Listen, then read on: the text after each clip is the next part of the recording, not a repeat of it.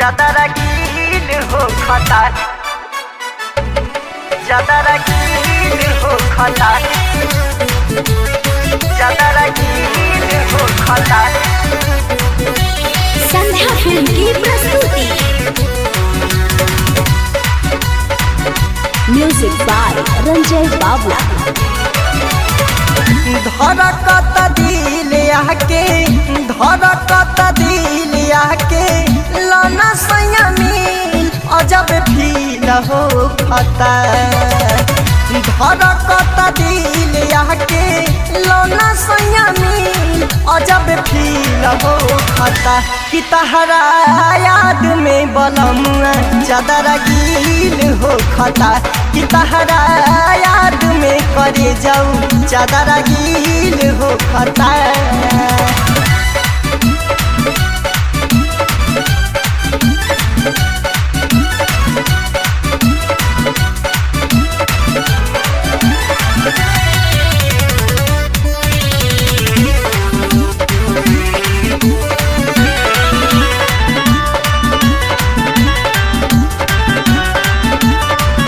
देखतनी सपना रोजे अजबे गजब के, तू ही बतावे सैया गइल बार कब के।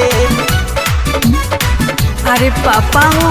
देखतनी सपना रोजे अजबे गजब के, तू ही बतावे सैया गइल बार कब के। काहे नहीं कके गइला लहंगा हमारे सी अजब फील हो खाता।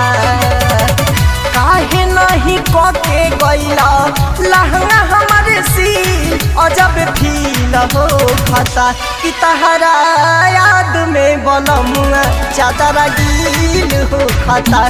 कि तहरा याद में करे जाऊं ज्यादा रंगीन हो खाता।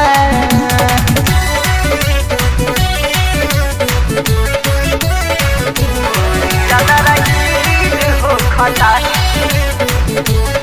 ज्यादा रंगीन हो खाता।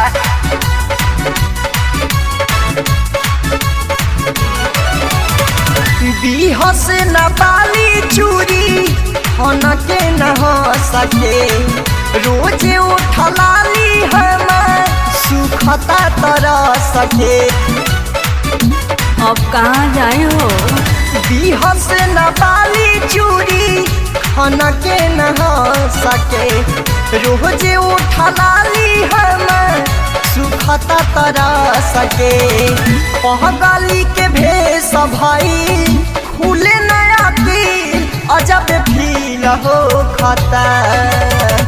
पहगाली के भेष भाई खुले नया पील अजब फील हो खाता। कि तहरा याद में बलमुआ ज्यादा रंगीन हो खाता। कि तहरा याद में सजनवा ज्यादा रंगीन हो खाता।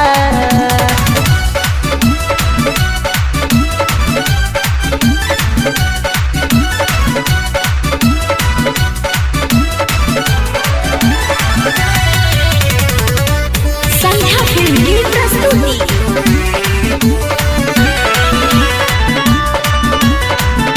Music by Ranjay Babla. आई बना तो कहदा हम छोड़ दी भरोसा, हाथ होई बसौतिन संगे इडली या डोसा। अरे राजा हो। अही बना तो कहदा हम छोड़ दी भरोसा, हाथ होई बसौतिन संगे इडली या डोसा। कृष्ण बेदर्दी सपना माटी जाई मिल अजब फील हो खाता। अभिषेक बलमुआ सपना माटी जाई मिल अजब फील हो खाता। कि तहरा याद में बलमुआ ज्यादा रंगीन हो खाता। कि तहरा याद में बलमुआ ज्यादा रंगीन हो खाता।